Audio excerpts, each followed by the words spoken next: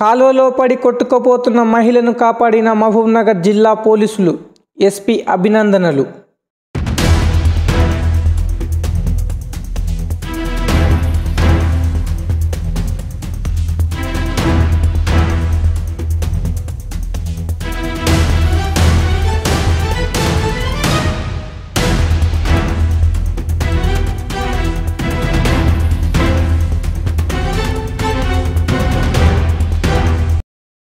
మహబూబ్నగర్ జిల్లా కేంద్రంలోని పాత బస్టాండ్ సమీపంలో కిద్వాయిపేట వైపు వెళ్లే దారిలో పెద్ద కాలువలో ఎల్లమ్మ 50 సంవత్సరాలనే మహిళ పడిపోయిన విషయం భర్త రామ్దాస్ డైల్ 100కు ఫోన్ చేసి తెలిపారు.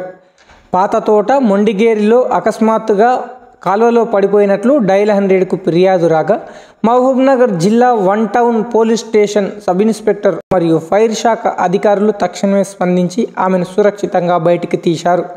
అనంతరం చికిత్స నిమిత్తం మహబూబ్నగర్ ప్రభుత్వ ఆసుపత్రికి తరలించారు.